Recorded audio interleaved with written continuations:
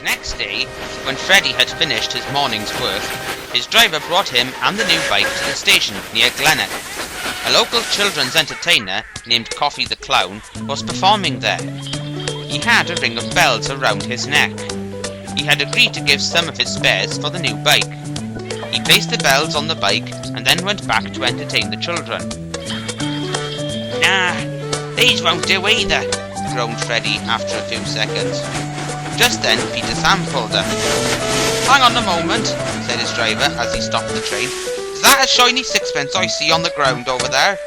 As the driver went to collect it, Peter Sam observed Freddy's bicycle bell alternative.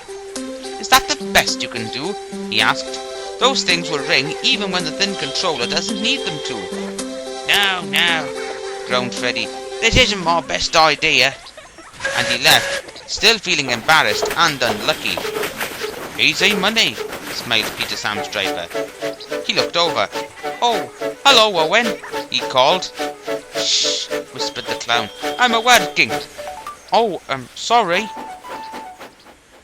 "I'm afraid I'm out of ideas," said Freddy's driver the next day. "Ah, dear," sighed Freddy. "Marty Mac and Peter Sam saw me with those failed alternatives. Everyone'll think I've lost my touch." "If you ask me," said his driver, "they've expected too much out of you." "Well, Scarlowy was right," said Freddy. "I've always been good at finding things. Good hiding places, shortcuts, engines. The list is long. Who'd have thought finding a stupid bell would be so difficult?" It was now time for Freddy to take the new bike to Crovan's Gate and present it to the thin controller. Toby was coming into the harbour. He saw Freddy sadly carrying the new bike. "Hello, Freddy," he said. "Is there something wrong?" "I was supposed to find a bell for this new bike," said Freddy. "None of our ideas for replacements have worked though." "I'm sure that the thin controller couldn't care less if that new bike didn't have a bell," said Toby. "But still," said Freddy, "it would have been nice to have found one before." But before he could finish, he noticed that Toby was wearing a bell that was shinier than he had ever seen it. "Since when have you had that shiny new bell?" he asked Toby. "What, this old thing?" asked Toby. "I've had it for as long as I can remember. I just had it cleaned and polished yesterday, that's all." Freddy smiled. "Toby, you've given me the best idea I've ever had." "What's that then?" "You don't plan to use my bell, do you?"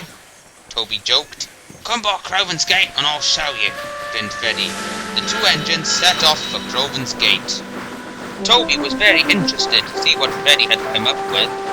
"It's so simple," said Freddy to himself as he headed to the station. "Why didn't I think of it before?" When Toby arrived, he could see Freddy was already there, and the thin controller had received his birthday present. "I love it," he said. "James, Toby, tell your controller I am saying thank you." "We will," said James. "Oh, hold up," said the thin controller. "This bike hasn't got a bell." I guess he could care less," said Toby to himself. "Not to worry, sir," said Freddy. "I've a genius idea." He looked at the thin controller's old and battered bike. Luckily, the bell was still intact. "Jasper," said Freddy to the thin controller's assistant, "can I borrow you for a moment?" "Right. Can you give the thin controller's out-bike bell a good polish?" Jasper said nothing, and simply did as Freddy requested. "Never says much, does he?" remarked James. Jasper polished up the bell for a good while, and then put it on the new bike. It looked better than new. "That's better," smiled the thin controller. "Great idea, Freddy."